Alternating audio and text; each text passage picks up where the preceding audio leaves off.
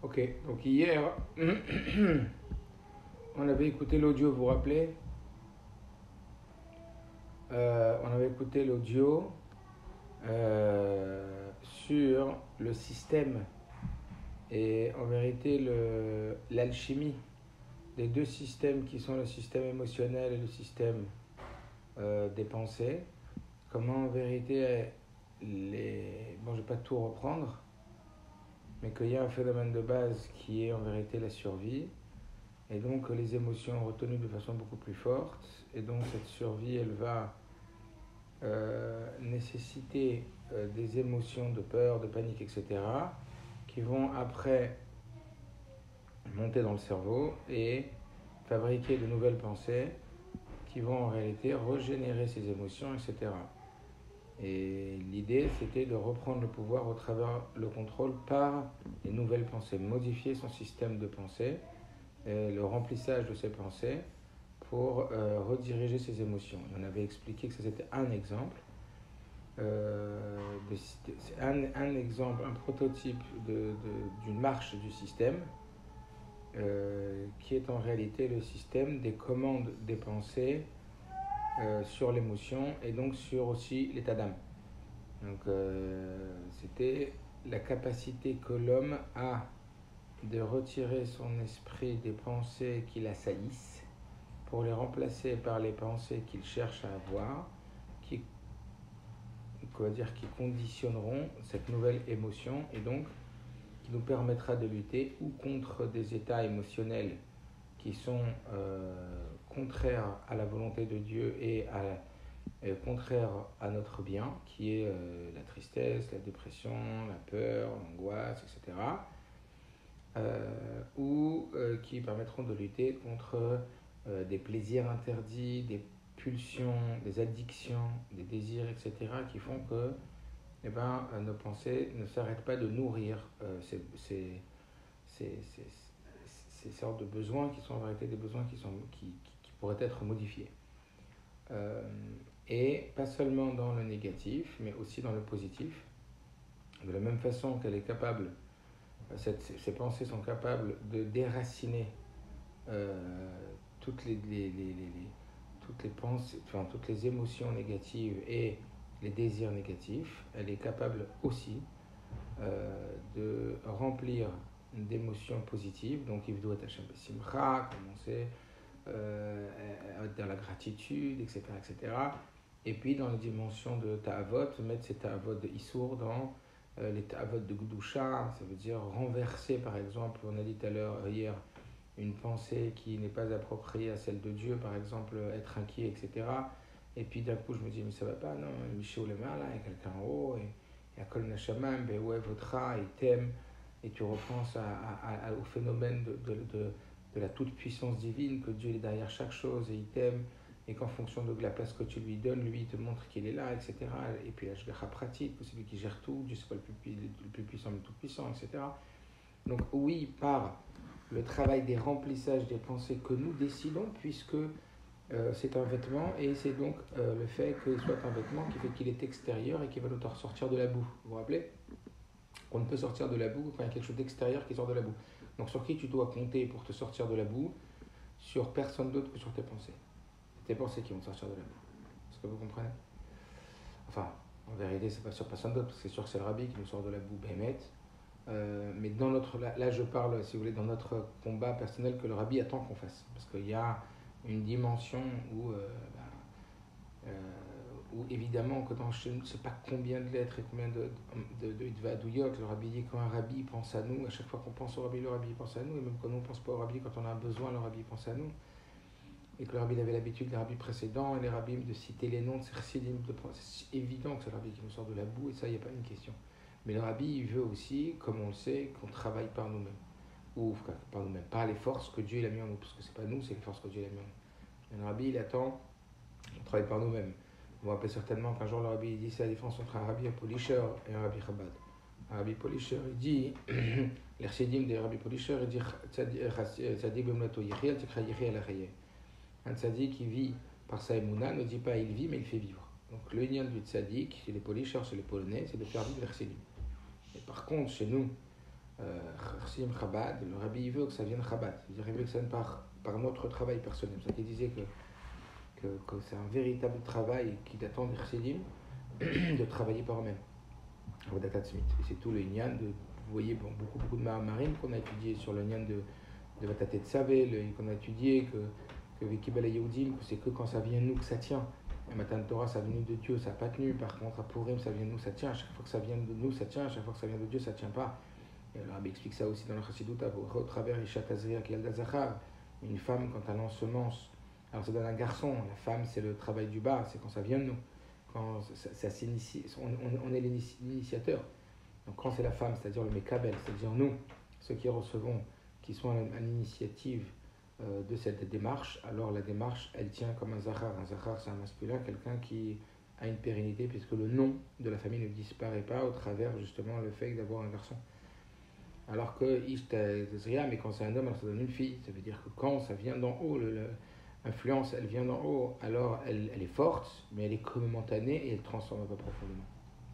Tout ça pour dire que bien sûr que c'est le rabbi qui nous sort de la boue, bien sûr que c'est Dieu qui nous sort de la boue. Mais le rabbi nous explique qu'est-ce que Dieu attend de nous, c'est que nous-mêmes on se débatte, on travaille pour sortir de la boue. Et dans cette dimension-là, ça veut dire dans ce cercle-là, donc le grand cercle où c'est Dieu, c'est le rabbi qui nous aide, etc., et qui nous fait sortir de la boue. Mais dans le petit cercle que le rabbi attend de nous, qui est à l'intérieur de nous, c'est qu'avec nos pensées qu'on va réussir.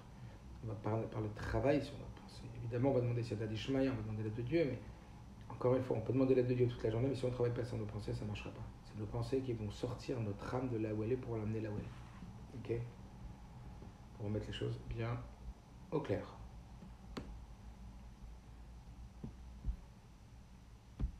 On y va. Misirut Nefesh al Rega Echad. Misirut Nefesh, un don de soi sur un instant. Chelek Makashem Yedgaber al Machshavot. Nova Misnag Dopnim Elekar. Une grande partie, la difficulté de réussir à dominer sur ses pensées provient de l'opposition profonde qui se produit à l'intérieur de nous. C'est-à-dire, bizarrement, quand on a des pensées d'angoisse, des pensées de stress ou des pensées d'avot, il y a comme si quelque chose, il y a une chose comme si elle était là pour nous attirer comme un aimant. On est aimanté. Profondément, il y a une forme d'opposition à l'intérieur de nous qui nous empêche de facilement se détacher de la pensée. La pensée, elle vient comme s'installer tout doucement. Je ne sais pas si vous avez déjà remarqué ça et vous avez déjà analysé, mais maintenant je vais vous dire, peut-être que vous avez plus analysé ou peut-être que vous l'avez analysé. La pensée, elle procède exactement comme la Gemara dit dans Shabbat d'Afkouf Yutret, je crois. Comme l'Yetzirah qui vient. Au début, il te dit un petit truc, il veut te parler juste 2 minutes, après en vérité il te parle un quart d'heure, après il te parle une demi-heure, après tu as dit juste te parler mais je ne veux pas te faire fauter, après il commence à te faire fauter un petit peu et en vérité il veut te tuer. Mais il ne vient pas en disant je veux te tuer lui. C'est comme la petite blague là, que le mec il va voir son rab, il dit au rab Mechila, comment je peux faire tchouva parce que je n'ai pas fait Yavo dans Birkat. Alors il lui dit ah ouais, t'as pas fait Birkat, pourquoi? Il dit parce qu'en vrai, je n'ai pas osé vous dire mais je n'ai pas fait Birkat. Il dit ah ouais, pourquoi de Birkat? Il dit parce qu'en vrai, il n'y avait pas de Birkat là où j'étais parce que je mangeais trèfle. J'étais pas dans un restaurant cachère. Il dit t'as mangé pas cachère? Il dit ouais, parce qu'en vérité tous les restaurants ils étaient fermés ce jour-là. Il dit ouais, pourquoi? Il dit parce que c'est Yom Kippour. Donc il n'est pas venu dire au rab j'ai mangé Kippour. Il a dit j'ai pas fait y aller, il y avait dans Birkat. Vous comprenez comment il fait? Lui il arrive et dit c'est pas grave, il y avait bon Birkat. À la fin il va te faire Mechalem Kippour. Comme ça il dit la Gemara. Pareil, je ne sais pas si vous avez vu la façon de procéder des pensées comme ça. Au début, quand il y a une petite angoisse, une petite rasra ou un petit désir interdit et tout, il vient tout modestement. Excuse-moi, imaginez le dialogue intérieur. Excuse-moi, je peux te parler une seconde? Une petite pensée comme ça, mais qui n'occupe pas du tout toute la place dans ta tête, qui n'occupe pas du tout toutes tes émotions. Et puis peu à peu, tu vas voir qu'il va se répandre, il va se répandre, jusqu'à ce qu'il va, comme lui, on dit les mefaféa, elle va remplir toute ta pensée, après elle va remplir tes émotions et après t'es prisonnier. Vas-y, la guerre maintenant pour retirer cette pensée rasra, la guerre pour retirer cette pensée tava, la guerre pour retirer ses émotions. Vous avez vu comment elle procède? Comme ça. Donc en vérité, le problème, c'est que nous, on nourrit nos émotions. Nos pensées, pardon. Que la première pensée, elle vienne, c'est pas nous, comme il dit le Tanya. Mais le problème, c'est que nous, on a une tendance à se laisser endormir, je crois que c'est le mot, à se laisser atrophier par cette pensée-là. Et c'est là que c'est dur. Il y a un moment où c'est dur. Pourquoi ? Une grande difficulté pour surmonter et dominer cette pensée découle d'une forme d'opposition à se détourner de cette pensée. Kadosh Baruch Hu. Shatal bechol adam yetzer tov yetzer ra. Dieu, il a placé chez chaque individu un yetzer tov et yetzer ra, c'est-à-dire une tendance au bien et une tendance au mal. Ça veut dire comme s'il y avait une forme d'aimant. Un aimant vers le bien et un aimant vers le mal. Yetzer tov meshachne et adam letov. Yetzer tov, c'est celui qui va t'aimanter vers le bien. Ou metzayer lo et yofi atabun betov. Yetzer, ça vient du lachon tziur. Tziur, ça veut dire une forme, qu'il formate. C'est comme il donne une forme. Metzayer lo et yofi atabun betov. Le Yetzer tov, lui, il est là pour te permettre de visualiser le bien qui se cache dans le bien, le beau, le bénéfique qui se cache dans le bien. Velo Yetzara, qu'est-ce qu'il fait lui ? Paul Echachnou, il est assis à Teloshim. Et lui, Yetzara, lui, il essaye de t'aimanter, ça veut dire de t'incliner, de te pousser vers le fait de faire des choses négatives, en te disant aussi que c'est à ton avantage. Par exemple, quand tu vas tomber dans des rasras, il va dire oui, mais il faut être réaliste. Quand tu vas avoir des rasras, et bien si tu es réaliste, tu prendras le taureau par les cornes, tu régleras le problème. Sinon, après, tu vas rentrer dans l'inconscience, dans l'insouciance, et tu régleras pas le problème comme il faut. Après, il va te dire mais dis-moi, sois en panique, parce qu'en fait, à quoi ça sert la peur et les angoisses et les paniques ? Ça sert à une peur, c'est une projection de la réalité. Ça veut dire que c'est une protection vis-à-vis d'un danger qui arrive. Mais le problème, c'est que le danger, il est dans ta tête. Il n'est pas forcément vrai. Mais toi, tu vas projeter des dangers. Mais le problème, c'est que quand on l'a vu, quand on projette des dangers, c'est là que le danger il arrive. Parce que c'est aussi et surtout la peur qui crée le danger et pas le danger qui crée la peur. Ou alors, dans le domaine des ta'avot, dans le domaine des plaisirs, c'est qu'il va te dire oh là là, qu'est-ce que c'est bon, qu'est-ce que c'est un kiff de faire ça, puis qu'est-ce que c'est un kiff de manger ça. Il va essayer de te donner le goût, de comprendre la chose. Tu sais que c'est Navera. Tu sais que c'est pas bien, tu sais que ça va pas t'amener vers... Oui, mais il va te dire, mais ça va, tu vois pas, tu connais. De toute façon, ça va changer. Je crois que vraiment ça touche Hachem. Il va même pas te parler d'Hachem, lui. Il va essayer de te mettre de la poudre aux yeux, c'est-à-dire il va essayer le plus possible comment on appelle ça ? Il va essayer le plus possible de te faire oublier, d'atrophier, on va dire, d'endormir à l'intérieur de toi l'aspect négatif de la chose et te faire focaliser ton esprit sur le plaisir qu'il y a dans la chose. D'accord ? Donc ça, c'est un peu expliquer comment ça fonctionne à l'intérieur de nous. Il y a ce Yetzer Tov et il y a cette Serera. Ça veut dire il y a cet aimant vers le bien et cette séduction au bien et cette séduction au mal. Que chez Adam, Rotzel et Salek et Marshaba l'Itiritio Memocho. Donc venez, on prend maintenant le cas où un homme, il voudrait retirer cette pensée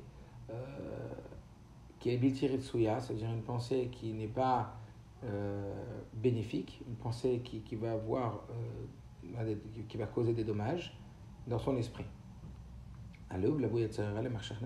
N'oubliez pas, les pensées, c'est la petite cabine qu'il y a dans l'énorme robot, dans l'énorme bonhomme que nous sommes avec toute la puissance qu'il y a.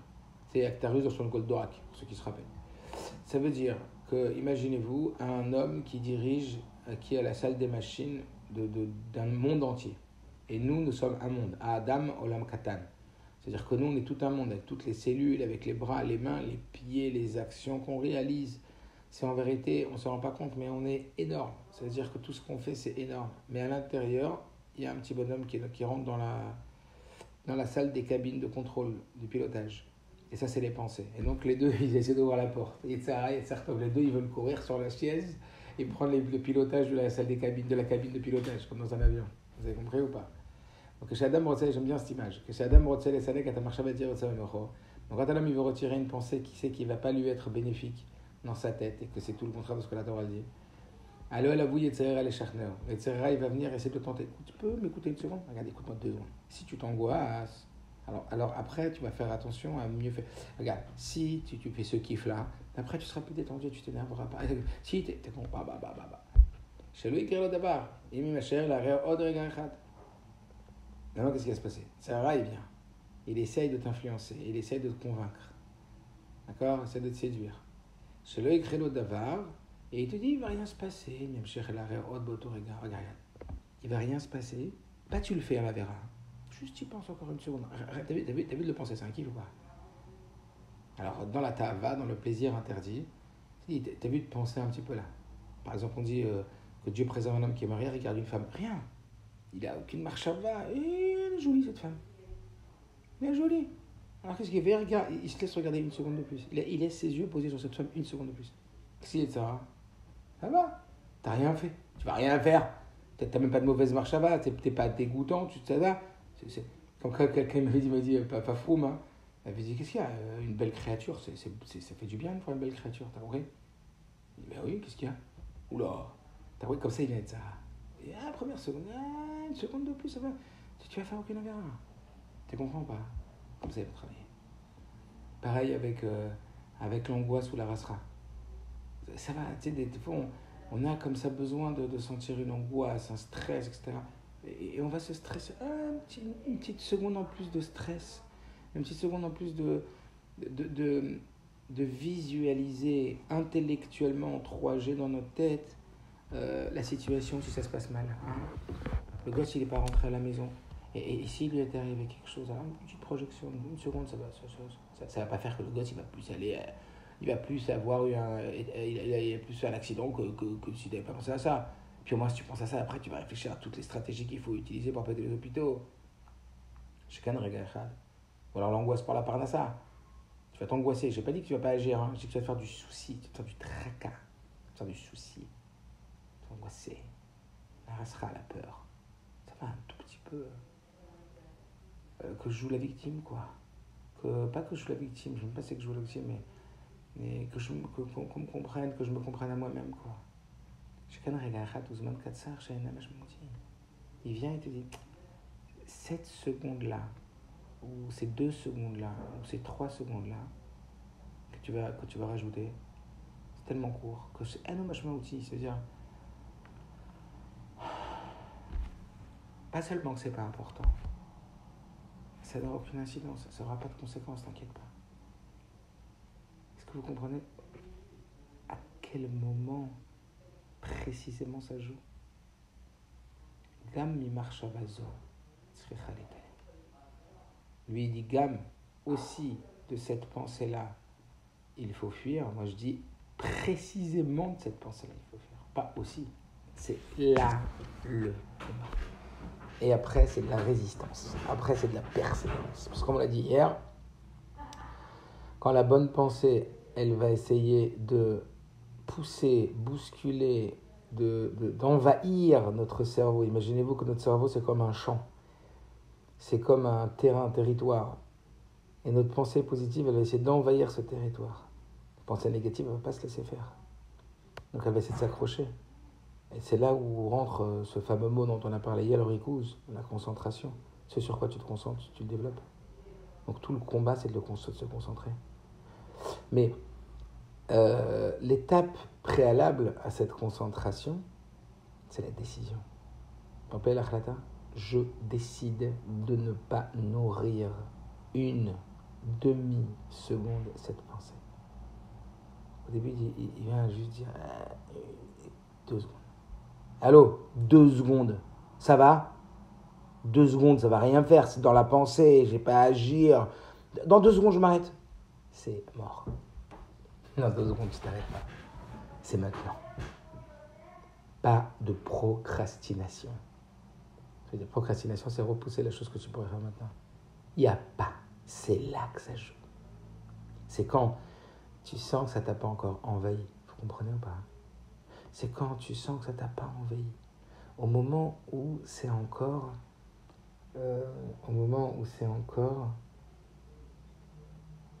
inoffensif. Tu sens que tu as encore du pouvoir, tu as encore la main dessus, tu comprends? Et c'est tellement inoffensif que tu as l'impression que tu peux encore le faire rentrer, tu vois? C'est le mec qui veut rentrer chez toi, il rentre dans ta cour, mais il te paraît tellement inoffensif que tu le laisses rentrer à la maison. Mais même pas en rêve. Il est déjà rentré dans la cour, tu le mets dehors, tout de suite. La façon de le mettre dehors, c'est pas de lui dire d'aller dehors. c'est de ne pas le regarder, de ne pas le calculer et de parler avec quelqu'un d'autre. Et lui, il vient, il insiste. Excuse-moi, je peux te parler 2 secondes? Et toi, tu l'ignores et tu parles avec quelqu'un d'autre. Et tu sais qu'il est en train de te parler, tu te concentres à mort sur la personne avec qui tu parles maintenant. Et lui, il continue. Dis-moi, ça te dérange pas? T'as pas honte de quand je te parle, tu me réponds pas? Jusqu'à ce qu'il va partir tout seul. Est-ce que vous comprenez le fonctionnement? Et tout le combat, il dure un instant. C'est un Messirut Nefesh de 1 minute. C'est un sacrifice, parce que c'est un sacrifice. Mais qui dure, je sais pas, ça dépend. Le vrai sacrifice, c'est petit 1. Je décide de ne pas lui laisser mon pouvoir. Je décide de ne même pas lui permettre de me parler de ce monde. Je n'ai pas de peine pour lui. T'as même pas de peine pour moi? T'as pas de peine là pour ton kiff là?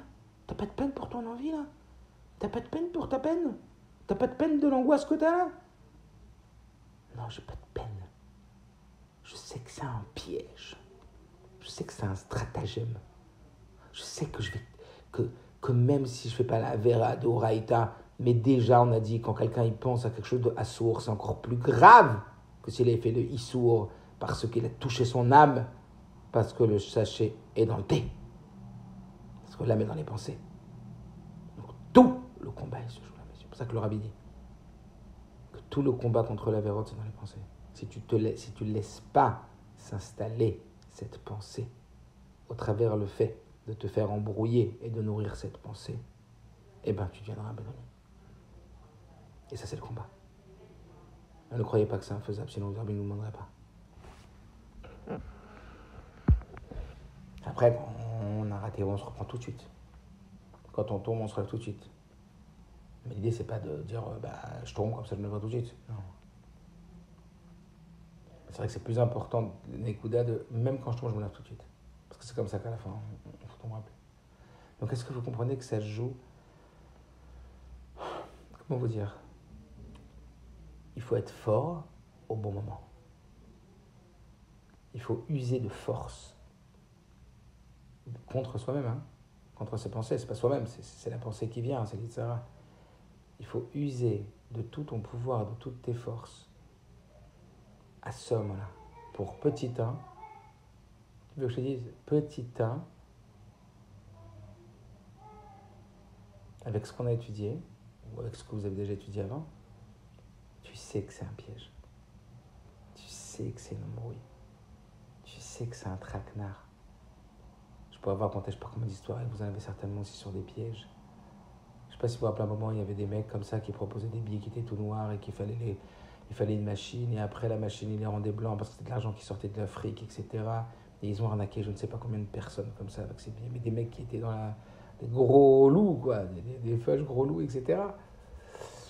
C'est tout, il y a toujours un appât dans un piège. S'il n'y a pas d'appât, le piège, personne ne va y aller, vous comprenez ou pas? Donc il faut savoir que tu vas être appâté. Il faut savoir qu'il y a un moment où tu vas être aimanté. Il y a un moment où il va y avoir comme ça une visualisation bénéfique de ce mal. Mais que tu ne vois pas comme un mal forcément, encore une fois. Hein. Parce que toutes les avérotes, on ne les voit pas comme des mal, hein, comme du mal. Hein. Les plaisirs, on ne mangeait pas cachère, ou une femme, ou j'en sais rien quoi, on ne les voit pas tellement. Ou de la jalousie, on ne voit pas tellement. Il y a des choses qu'on voit comme du mal, des choses qu'on ne voit pas. Il y a des choses qu'en plus, après, on ne voit pas comme du mal parce qu'on voit ça comme un calcul légitime, avec tout ce qu'il m'a fait. Hein. C'est moi qui suis dans mon bon droit, je ne fais que me défendre. Je ne fais que répondre pour me protéger. Donc même dans mes pensées, quand je pense mal de lui, c'est parce que je me protège. Quand je pense mal de lui, même si on a dit que mes pensées mauvaises, elles vont éveiller ces forces mauvaises, mais attends, mais je suis que la victime. On devient méchant que parce qu'on se sent victime, monsieur. Personne ne devient méchant parce qu'il se sent le méchant. Sachez-le. Alors, tout ça, ça se joue au moment où tu sens que la pensée, elle arrive, exprès, hein, je vais doucement dans l'explication, parce que c'est ça, tout le job, il est là. Tout le job, il est là. Tout le job, il est là.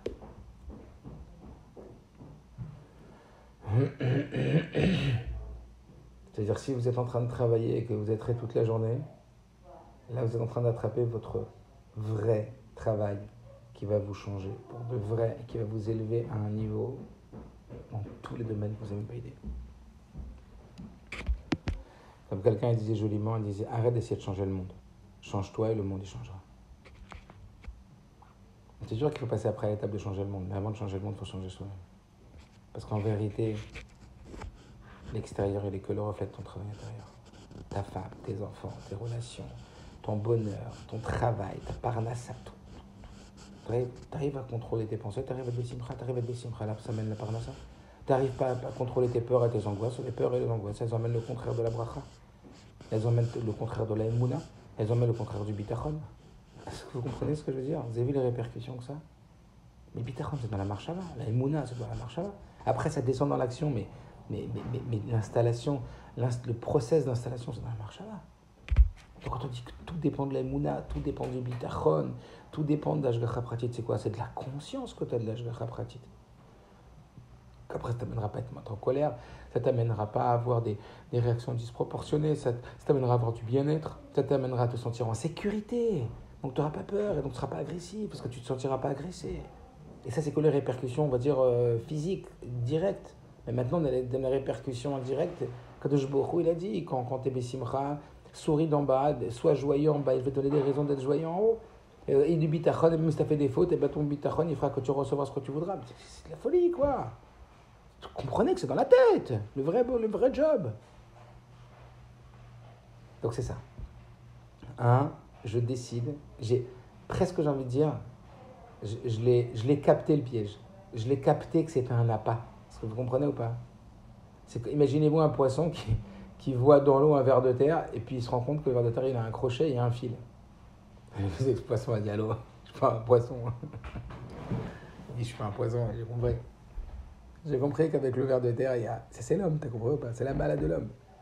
L'homme, il sait voir autour du ver de terre. Il ne voit pas un bon ver de terre. Mais non, il voit qu'il y a un crochet, il voit qu'il y a un fil et il voit que ça bouge, t'as compris?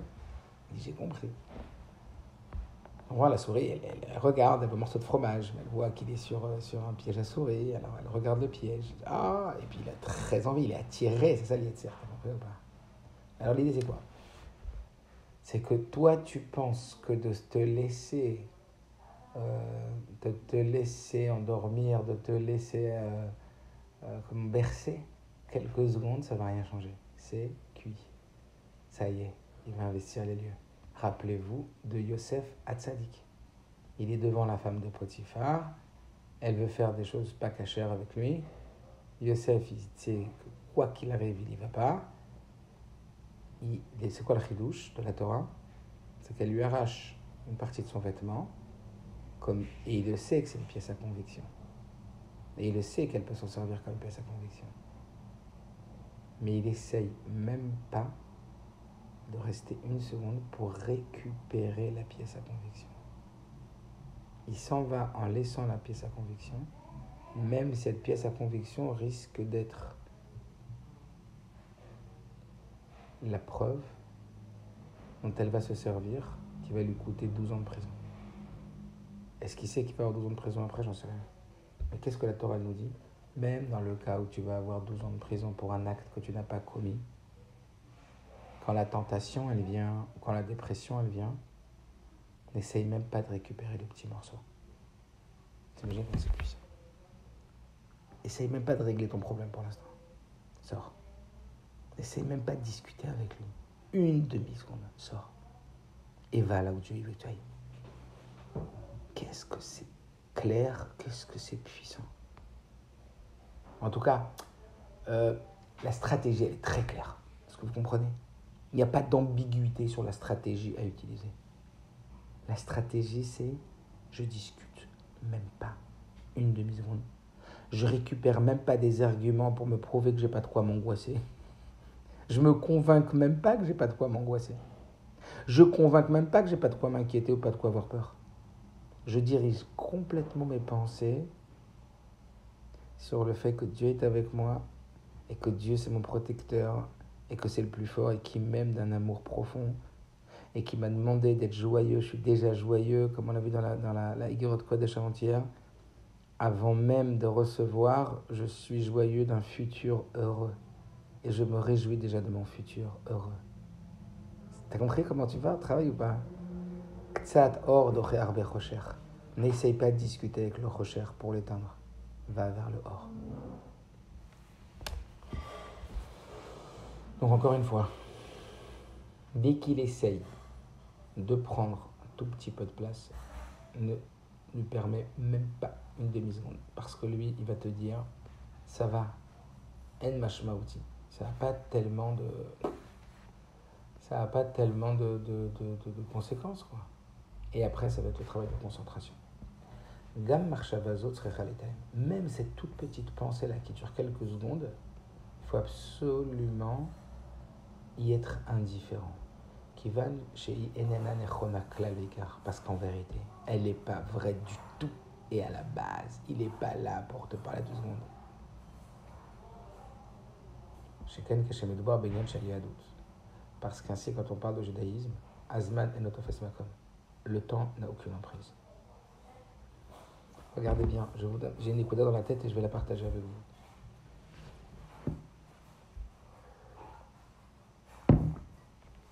Il faut comprendre que lui, son rôle, lui Yetzirah, c'est de t'empêcher de réussir. Il veut que te faire rater, il veut que te faire échouer. Maintenant, dans échouer, il y a 2 niveaux. Il y a échouer dans le sens qui va te faire des fautes, qui va te mettre dans un état émotionnel négatif, peur, angoisse, stress, colère, etc. Ou parfois il sait que son but c'est même pas de te faire tomber dans le mal, mais c'est juste de t'empêcher d'aller dans le bien. J'explique. Lui, il veut juste que tu ne serves pas Dieu dans la joie. Il veut juste pas que tu sois en mission pour l'Éternel. Donc, cette histoire, je la raconte souvent, mais elle est très parlante et vous allez comprendre pourquoi je vous la raconte maintenant.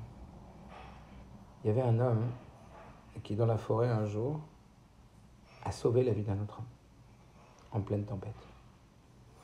Il habitait dans la forêt, et il a sauvé un homme qui était en train de mourir dans la forêt. Il l'a rencontré dans la forêt, qui une tempête et tout, il l'a pris, il l'a mis sur ses épaules, il l'a amené à la maison, il a donné à boire, il a réchauffé, etc. Et l'homme, il lui a dit, sache que tu viens de sauver la vie du roi. Alors celui qui a sauvé la vie, il s'est dit, je suis tombé sur un fou. Et ensuite, même qu'il a vu qu'il parlait bien et tout, mais le roi, il n'avait jamais vu de sa vie, même pas en rêve dans le palais. Et le lendemain que la tempête elle est passée et qu'il lui a donné des vêtements propres et tout ça, l'homme il est parti, il a dit, bientôt tu viendras dans mon palais, tu verras comment je te récompenserai. Et il est parti, cet homme-là, et quelques jours après, la garde royale vient le chercher. Lui, il ne fait pas le lien, il tape à la porte. Il a très peur parce que c'est le roi qui vient le chercher, c'est que, a priori, c'est pas un bon signe. Et on lui dit que par ordre royal, il doit venir maintenant au palais. Et donc, lui, il a très très très peur, il ne fait pas du tout le lien. Et quand il arrive au palais, on le prépare, etc., pour rencontrer le roi. Et quand il arrive dans cette salle gigantesque et magnifique et énorme, où il y a le roi qui siège sur son trône royal, il s'approche et qui il voit le roi. Il voit celui qui a sauvé la vie. Et à ce moment-là, ce roi lui dit, écoute, tu m'as tellement fait de bien que je vais t'ouvrir le trésor royal, le trésor public, et tu prendras tout ce que tu veux. Et tu n'auras qu'1 heure, de midi à 1 heure demain. Et il s'en va, il est comme un fou. Imaginez-vous, il va passer toute sa journée, toute la nuit, pas dormir, pas manger, pour aller chercher le plus de calèches possible, pour remplir le plus de calèches possible d'or et d'argent du trésor public. Et entre-temps, les ministres, ils sont paniqués, ils savent que c'est un édit royal, ils ne peuvent rien faire. Et ils ont très très peur. Alors qu'est-ce qu'ils vont faire? Ils vont essayer de réfléchir à comment faire pour que cet homme ne puisse pas prendre tous ces trésors. Et à ce moment-là, le lendemain qu'il arrive, 11h58, il est devant les chambres du trésor public, et toutes les calèches et les cochers qui sont sur leur truc, et tous les ministres, ils ont préparé quelque chose. Midi, il sonne, le mec il court pour aller sur le trésor public, les portes du trésor s'ouvrent, et tous les ministres, ils l'accueillent, ils lui font une fête, ils l'embrassent, ils dansent, et ils lui disent, attends juste 2 minutes, on t'a préparé un festin, t'as sauvé la vie du roi. Et il lui montre un festin, ça fait 24 heures qu'il n'a pas mangé, il a toutes les petites merguez, les saucisses, les petites brochettes, les spaghettis, la pkaïla, il a tous les plats de malade, donc il va vite manger. Vous avez compris l'histoire. Et après, l'autre, il lui a mis un concert avec 120 musiciens qui jouent la musique qu'il aime le plus. Il cherche juste à lui détourner son attention. Etc. Il peut faire ça aussi des fois, tu comprends. Il veut pas juste nous amener dans le mal. Il veut parfois, il dit, si il réussit pas sa mission, j'ai gagné. Donc parfois juste, il nous détourne. T'as rien fait de mal toute la journée. Mais il a juste réussi à te détourner ton attention, que t'étais pas en service de Dieu toute la journée. T'étais pas en mission dans ta tête. Alors des fois, il peut utiliser des process en détournant ton envie ou ton attention vers autre chose. Mais t'as rien fait de mal, hein. Mais le fait d'avoir rien fait, ça s'appelle mal, tu comprends pas? Le fait de ne pas avoir fait ce que tu avais à faire. Il y a un mec, il n'a pas mis les tefilines, et tu es au travail, et tu sais qu'il n'a pas mis les tefilines, et toi, tu es en train de détourner ton attention. Hop, il a réussi à happer ton rendez-vous, par exemple, sur un autre axe, et tu as oublié de mettre tes tefilines. Et t'as bouffé, t'as fait aucune avéra. Mais tu as fait un juif devant toi à qui tu devais tes tefilines. Si tu es en mission, il n'y a pas. Est-ce que vous comprenez ce que je veux dire? Hier, j'ai vu comme ça une lettre du rabbi qui m'a énormément touché. C'est une personne un bachour, qu'à l'époque, quand le rabbi il a demandé que tous les bachourim du 770, ils s'arrêtent le mercredi après-midi d'étudier et qu'ils aillent dans des écoles laïques pour aller apprendre la Torah aux enfants là-bas. Comment ça se passait? Les bachourim, ils arrêtaient d'étudier mercredi, à milieu de la journée. Ils prenaient les transports en commun et ils allaient dans les écoles laïques. Ils avaient des autorisations. Et ils emmenaient les enfants dans les synagogues les plus proches des écoles laïques pour leur apprendre un peu la Torah. Et il y a un bachour qui est parti voir le rebbe. Et il a dit au rebbe, voilà, j'étais un bachour très sérieux. Il a dit, pour moi, c'est vraiment de la perte de temps. Donc je demande au rabbi une autorisation de ne pas aller le mercredi après-midi, aller enseigner aux enfants juifs, pour plusieurs raisons. D'abord, parce que les transports en commun me font perdre un temps énorme. Et ce mercredi après-midi, il est trop précieux. Et c'était vrai, c'était pas un mytho. Hein. C'est un vrai lamdan. Deuxièmement, le fait d'aller amener ses enfants dans une synagogue et de parler avec eux vraiment, je sais pas, 20 minutes, une demi-heure, à l'intérieur de moi, je sens que ça sert strictement à rien. Ça, c'est pas suffisant, c'est pas ça qui va les changer. C'est trop peu pour les changer. Donc je demande au rabbi de ne plus y aller. Si vous voyez cette réponse que le rabbi a donnée. J'ai presque même pas envie de vous la donner.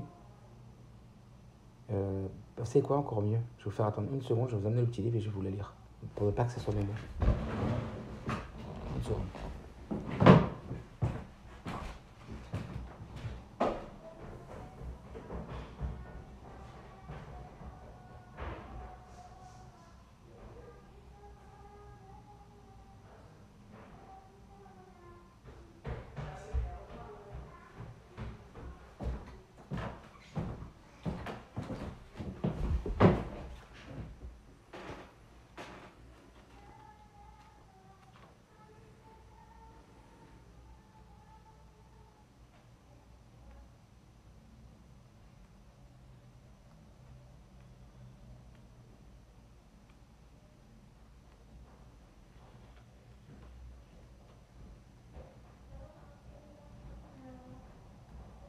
Ah bah, il faut que je les retrouve. Je crois que je vais les retrouver facilement.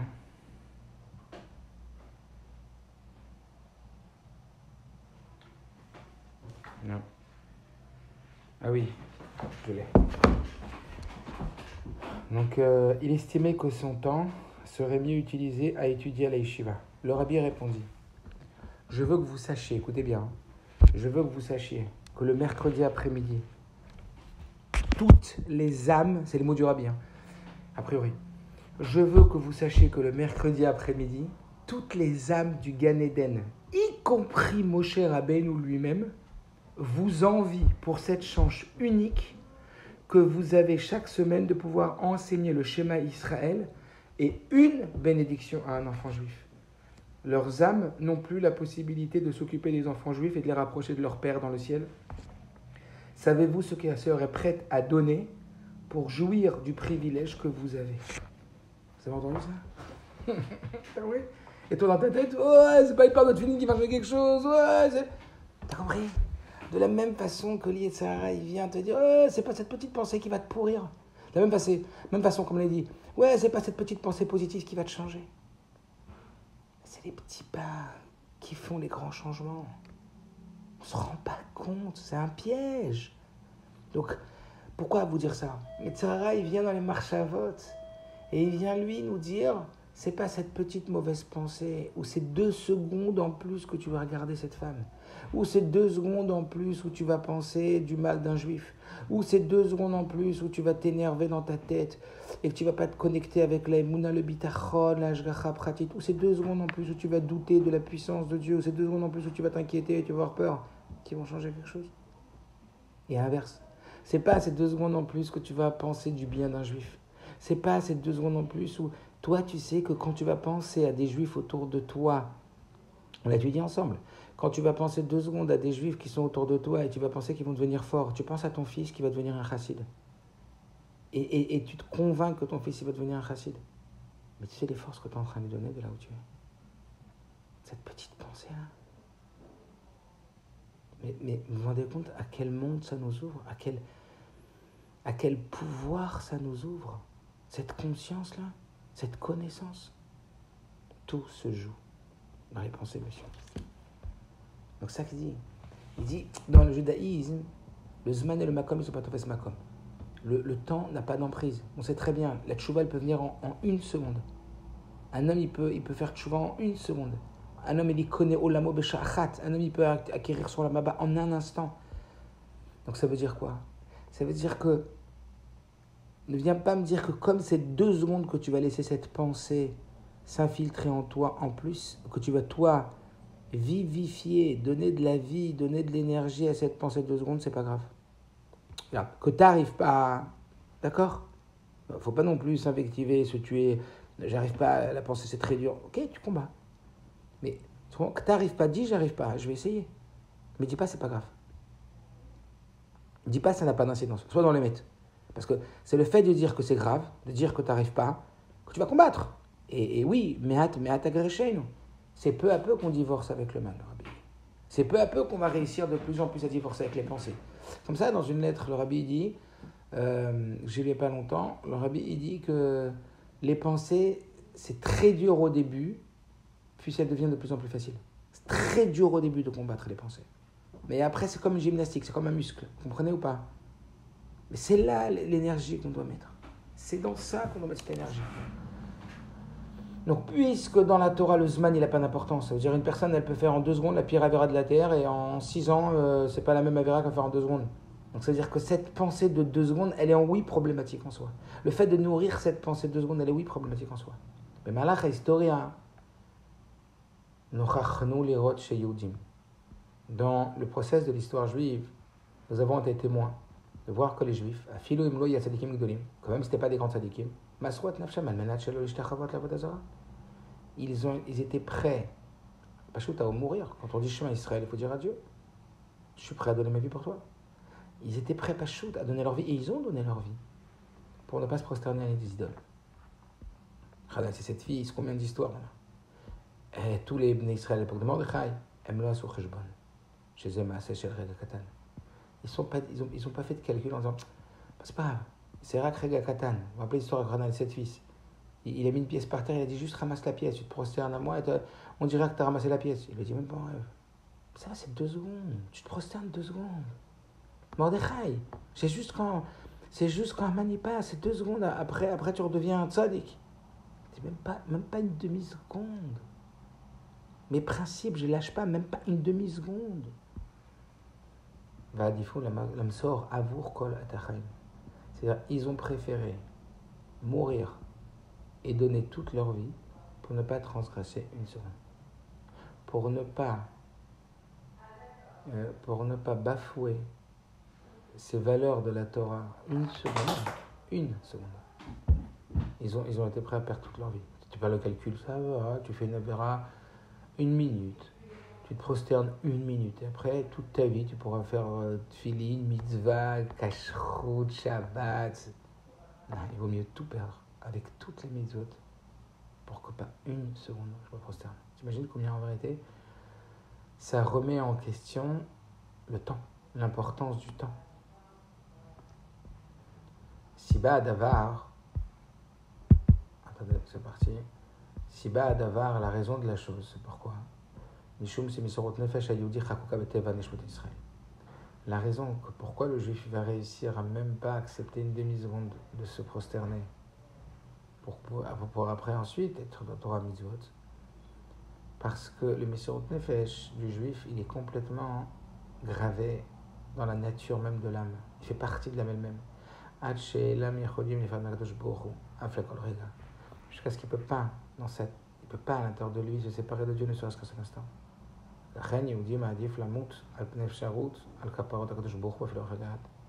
pour ça qu'un juif il préfère mourir sur la possibilité que lui il soit un rebelle vis-à-vis d'Akadosh Baruch Hu un seul instant. Je préfère mourir qu'être rebelle contre Dieu un seul instant.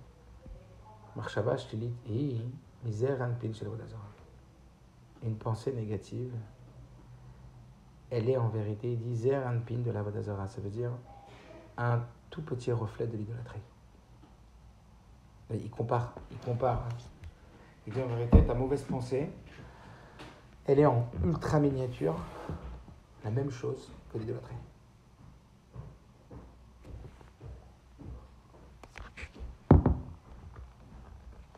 Pourquoi? Avodah Zarah, parce que l'idolâtrie c'est quoi? Mafrida et Adam Melokav. L'idolâtrie, son rôle, c'est d'éloigner l'homme de Dieu, de séparer l'homme de Dieu. Comme on a étudié dans le Mamar ensemble, je crois, pour ceux qui l'ont pris avec moi, les liens de la Ka de la Kaya. Le Rabbi explique précisément dans le Mamar de Anna Nassif Malka. Une direction on l'a étudié ensemble ou pas, si on l'a pas étudié ensemble, sur ce groupe on l'étudiera parce que c'est un Mamar fondamental. Moi je me marie avec le roi. Le lien de l'Avodah Zarah, le Rabbi explique clairement que c'est le Ka de la Kaya, c'est de croire que l'intermédiaire a un pouvoir. Et donc, à partir du moment où l'intermédiaire a un pouvoir, ça t'éloigne de Dieu lui-même. Donc, il dit l'Avodah Zarah, en réalité, la molécule, voilà, l'ADN de l'Avodah Zarah, c'est qu'elle te sépare de Dieu. Vegam chashivat marchavat shelit, goremet rega lekach. Et quand tu regardes une pensée négative, elle entraîne exactement la même chose. Quand tu as peur, quand tu t'angoisses, quand tu te dis souci, c'est un sentiment d'éloignement de Dieu, que Dieu ne te protège pas, Dieu n'est pas à côté de toi, tu ne le sens pas près de toi, tu comprends? Quand tu as une tava, quand tu as une envie de faire une avera, etc., tu as une tava de Issour, ben, tu ne sens plus qu'il y a le rabbi à côté de toi. Parce qu'imagine, tu as le rabbi à côté de toi à chaque instant. J'ai le rabbi parce que Rabbi Yochanan disait Alvaï que vous considérez Dieu comme un homme de chair et de sang. Donc imagine, tu as le rabbi à côté de toi. Mais même quand tu sais, Krav Klein, Krav Gruner, il disait que le rabbi lisait dans les pensées. Qu'avant même, quand il était dans la voiture pour aller au L, avant même qu'il pose la question au rabbi, le rabbi répondait à chacune de leurs questions. Tu imagines dans quel état ils étaient? Le rabbi, il lit dans tes pensées comme vous lisez dans mes paroles. Donc imagine, tu as le rabbi à côté de toi, je t'en supplie. C'est un privilège, un honneur du rabbi vient s'asseoir à côté de toi chez toi à la maison. Mais c'est quoi ce privilège, c'est quoi cet honneur? Mais en même temps, il peut être seconde. Une de la marchavane, t'as compris? Donc imagine Akadosh Baruch Hu. Donc en vérité, si tu te permets dans ta tête, même pas tu te permets, tu te laisses aller, on va dire plus. Si tu te laisses séduire, si tu te laisses tenter, si tu t'affaiblis, c'est un affaiblissement, ben c'est qu'il y a un éloignement avec Hachem. Chacun la marchava m'a kiffé à ta nefesh. Parce encore une fois, le sachet de thé est dans le thé. Parce que la pensée entoure l'âme. L'âme est dans la pensée. La marchava, l'âme est attirée par la pensée. Bien que normalement la pensée n'est que l'expression, la première expression de l'âme, comme le sachet de thé dans le verre de thé. Mais là où je prends mon verre de thé, je prends le sachet de thé. Donc quand je mets mes pensées là, je mets mon âme là-bas.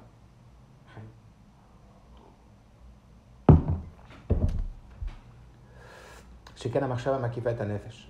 Parce que les pensées, c'est elles qui entourent l'âme. Amarshava amenu gadat letov lekdusha. Et donc une pensée qui est opposée au bien et à la kdusha, makifat anefesh. Elle vient aussi entourer avec une ambiance, belevush, avec le vêtement. Mafridot akdusha bourré. Elle vient te séparer de la sainteté du Créateur. Elle vient te détacher de la sensation de sa présence, de la sensation qui te protège, qu'il est avec toi, qui te préserve comme un père bienveillant, etc., etc. Mais en même temps, tu ne te permets pas de penser à n'importe quoi quand tu es à côté du rabbi. Orze Mouvan, de là on comprend. Chez Ta'ana, Yetzer, que c'est quoi la stratégie du Yetzer. Chez Marshava, chez Regarachat et la Mashmanti. Lui, il veut juste te dire une chose. Je t'en supplie, écoute-moi. Yetzer revient et te dit, je t'en supplie, regarde. Marshava, Regarachat et la Mashmanti. D'y penser 2 secondes de plus, ça ne va rien changer. Voilà ce qu'il dit. D'y penser.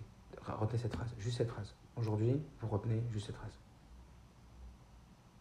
Ton Yetzirah, il vient, notre Yetzirah, il vient et il nous dit, regarde, d'y penser encore 2 secondes, ça ne va rien changer. Sache que c'est lui. Reconnais-le. Démasque-le. Sache que d'y penser encore 2 secondes, ça ne va rien changer. Et ça, et Avélit, c'est une tricherie son nom. C'est un mensonge son nom. J'arrive à parce que cette pensée négative, elle détache l'homme de la Kedusha. Ou comme Medoubor al-Kasher al-Kadosh Baruch Hu, comme on a parlé avec le lien à Dieu, Moussagé Azman, le principe du temps n'a pas d'emprise. Donc déjà, te dire peut-être même 2 secondes, c'est à soi. Même 2 secondes, c'est un problème de s'angoisser. Même 2 secondes, c'est un problème de soucis. Même 2 secondes, manquer des mounas, c'est un problème. Même 2 secondes, manquer d'âge pratique. Donc on n'a pas dit que cette pensée qui t'a envahi, elle n'est pas légitime, puisqu'on m'a dit qu'elle t'attaque, elle ne vient pas de toi, rappelez-vous. Donc il ne faut pas faire attention à ne pas se flageller soi-même et se rabaisser soi-même et ne pas s'aimer soi-même et pas être un bon ami pour soi-même. T'as vu à quoi tu penses, t'as vu que tu n'y arrives pas, t'as vu que tu es un nul. Chas v'shalom, c'est des combats qui viennent, on nous place sur le ring des adversaires de grande forme et de grande taille. Parce que vous comprenez, pour nous muscler et nous rendre plus forts. Tout ce qui t'amène à perdre ta simcha, ça ne vient pas de la Kedusha. N'oublie pas, le rabbi dit dans le Tanya, Mozaken, Oz v'chedamim comment.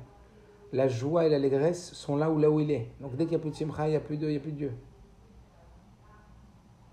Waouh, j'ai une pensée comme ça. Waouh, opportunité de renforcer son émouna. Waouh, opportunité de renforcer sa shgara pratique. Waouh, opportunité de renforcer que le rabbi est à côté de moi, que le bon Dieu en vérité est à côté de moi, mais pour que je ressente que le bon Dieu est à côté de moi, je me dis le rabbi il est à côté de moi, parce que le rabbi c'est celui qui vit le plus que le bon Dieu. Il existe, c'est lui qui m'a fait exister à l'intérieur de moi pour de vrai, le bon Dieu. Qu'il existe pour de vrai, le émet, il est vraiment là, le bon Dieu. C'est le rabbi qui m'a appris ça, qui me fait vivre ça, qui diffuse. C'est lui le Rememna, c'est lui le berger de Emouna, c'est lui qui diffuse, qui donne, qui imprègne les pnimiout la Emouna.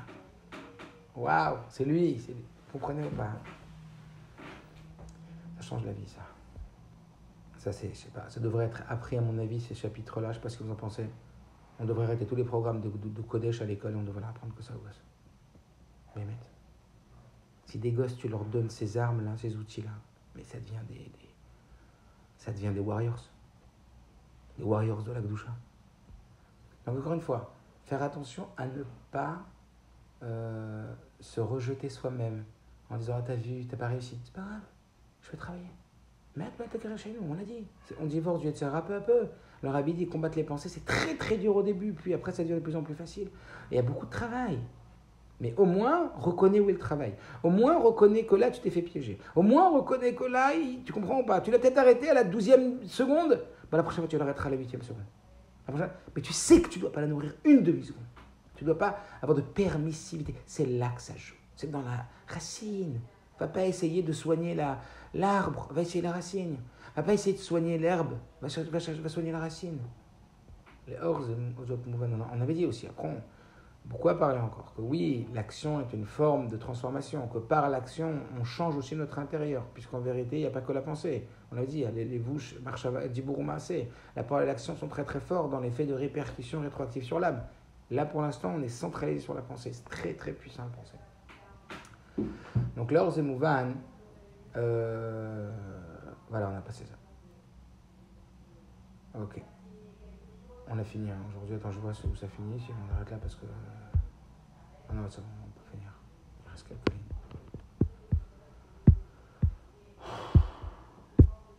Akara, Shel Marshava, Nogak et Kesha Shel Yodim Bouro.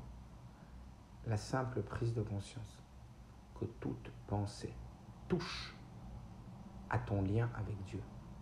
Le simple pensée, la simple reconnaissance, dans le sens reconnaître, la simple prise de conscience que toute pensée a un effet et une répercussion sur le lien d'un juif avec son créateur. Le fait de savoir ça, à part le fait de dire que ça va avoir des répercussions après, Ozer et l'idgaber à la shrolat haïtzer. Ça aide énormément à se renforcer et à devenir plus fort contre son Yetzer Hara. De savoir qu'à cette seconde où tu penses à ça, tu es en train de te détacher de Dieu, cette conscience, ça va t'aider beaucoup à te renforcer contre le Yetzer. Beprat imidbonen adam bekar. En particulier, si un homme médite à cela. Qu'un homme, il est prêt, en particulier s'il pense à ce moment-là, qu'il est prêt à donner sa vie pour Hachem. Vélo l'abord à Vodazara. Je ne veux pas faire Vodazara. Même à cet instant. Regarde tous ces juifs que dans l'histoire, pour un passage de Haman devant Mordechai, Haman il a décrété que tout le peuple allait mourir, pas que Mordechai. Et pourtant il ne s'est pas prosterné à Mordechai. Pour un instant. Donc ici il dit, le simple fait de savoir que tu n'as pas envie de te détacher de Dieu, tu n'as pas envie de te détacher du Rebbe, même un seul instant, ça donnera des forces pour ne pas laisser cet embrouilleur venir t'embrouiller. La reine Kalvachom a plus forte raison.